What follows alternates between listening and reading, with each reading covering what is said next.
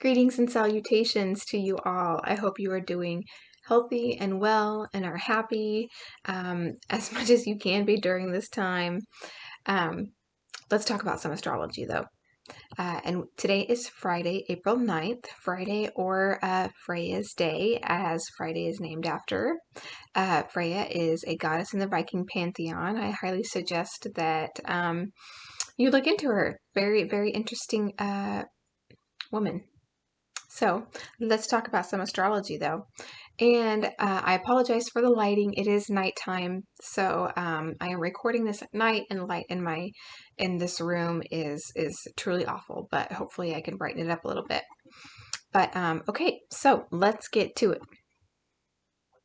It is Friday, April 9th, as I have said already, and we are in Aries season, and the sun is in Aries. We have quite the stellium going on right now. We have Ceres, Eris, Venus, the Sun, Mercury, and Chiron currently stationed in Aries. We have the Moon in Pisces. We have Mars in Gemini, and we have Saturn and Jupiter in Aquarius. So the Sun in our chart is has dominion over our expression. Okay, so that's what we're looking at when we see the Sun in a chart. Is what is the Sun shining on? What is the expression there? So with the Sun in Aries, Aries rules the mental plane. So with the Sun in Aries, we are expressing our thoughts, expressing the inner workings of our minds into fruition, so to speak, where all of our thoughts, I think, sometimes want to find a home, want to find a place in reality, into the material world. So this is a time where I feel like thoughts really start to take root, start to take hold into our reality as they want to be fulfilled there. And so with the Sun in Aries, we have that mental aspect. We have, as I've heard another astrologer say, the gusto now to put the wind in our sails, so to speak, and the fire. The fire is there also with Aries being a fire sign. There is the ambition. Aries is a cardinal sign, so it is igniting, it is initiating, and so that is a theme, as well as we have all of these other planets in Aries as well. So with Mercury, for instance, Mercury ruling the plane of communication with all methods, so whether it be through email, snail mail, digital communication, social media, verbal communication, speaking in person. Those are all things that Mercury rules, and also thoughts and the way that we speak. So with Mercury in Aries, there is that initiating. So a lot of more mental activity going on there with Mercury, as our thoughts are now taking in that fire energy there as well. Also with different modes of communication with Aries, maybe we have some more ideas coming up during this time for different ways of communicating, or different kind of out of the box type of theories, or not theories, but different inventions and things like that for communication. I could totally see that being a possibility. With Venus in Aries, Venus is a water type planet. It is a water modality, and Aries, as we know, is a fire modality. So water and fire aren't a great combination. I think I said this in an earlier video, but it's kind of a zero-sum game with water and fire, because fire will either heat water and water will evaporate, or water will smother fire and fire will go out. So it kind of seems like there has to be one victor over the other. However, with the modalities, we don't have to pay too much attention to those in this daily reading, but in general, that fiery mixture with the watery mixture, that combination tends to create an atmosphere or a climate of not really hostility, but just kind of agitation there, because we're just kind of aware of the other. Like if someone was running towards you with something on fire, or likewise if someone was running at you with a bucket of water, you would be kind of like, whoa, something's going on here. Somebody's running at me with with this thing. So I could see how that could kind of catch a person off guard. And with Venus being the sign that rules our sensuality as it goes, or as it applies to our senses, and not just sexuality, but the senses in general. Is it, and the pleasure aspect? Is it pleasing to our eyes? Is it pleasing to touch? Does it taste good? All of those things that have to do with the senses, and how the material world is. How we experience that through our senses in a sensual way. So with Venus and Aries, there are ideas and creative ideas, or just kind of thoughts, maybe being about these different senses. And so there might be a need to redecorate. There might be a need to upgrade on some things.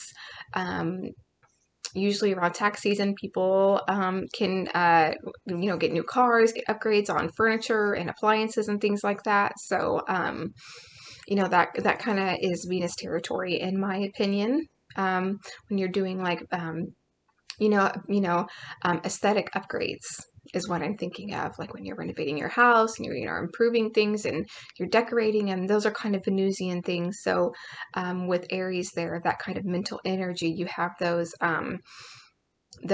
sensual aspects infused with our thoughts and with the mental activities. So that to me can seem like it could be prevalent right now during this time. And with Eris, wherever Eris is involved, I believe Eris is an asteroid. Or it could be a dwarf planet. I'm honestly shamefully unsure of that at this moment, but I want to say an asteroid. But I do know that Eris, the archetype, is of strife and discord. So wherever Eris is present, there's going to be an element of just kind of I don't want to say bitterness, but just kind of like a discordant type of energy. So with Eris and Aries, it's that kind of I want to say battle of wills there, because with Aries, headstrong. So when you've got a headstrong person with a discordant kind of atmosphere, there's going to be some headbutting involved. Aries the ram. So watch out for that also. Chiron, the wounded healer, I think I've mentioned this before, but Chiron in Aries, there's a wound that needs to be tended to, that is going to actually help in a situation. So the wound with Chiron and Aries, how has our headstrongness and our maybe lack of follow through that Aries is known for, not always in a bad way, but having the gusto and the creativity to put action behind your plans is a good thing. But if you can't sustain those, then you just kind of have a lot of irons in the fire with no way to manage those.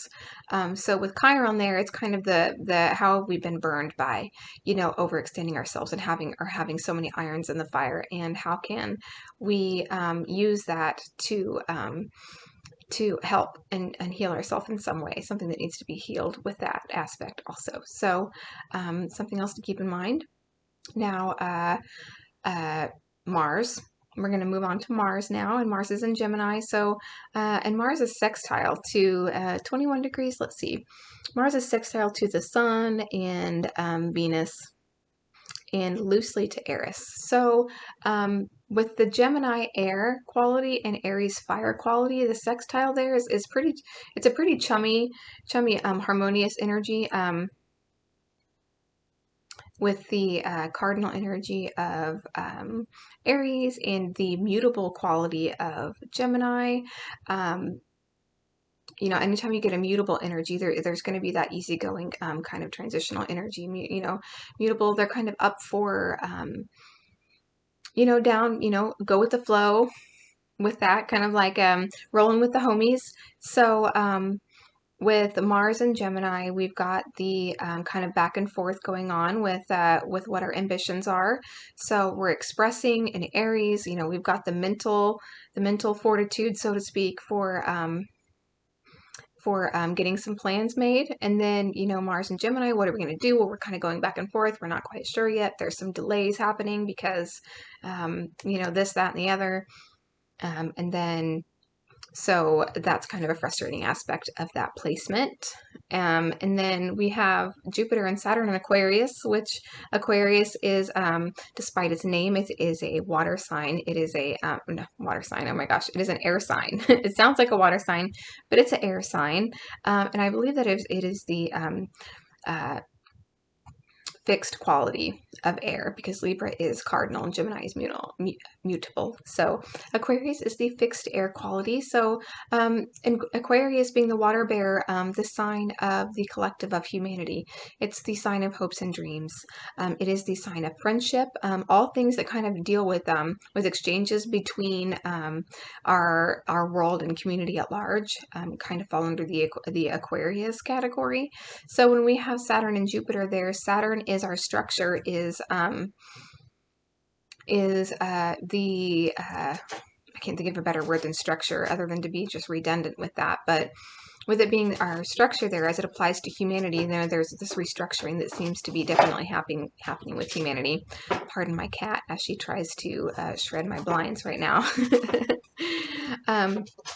But restructuring of humanity, and then we have Jupiter in Aquarius also, which is that expansion factor.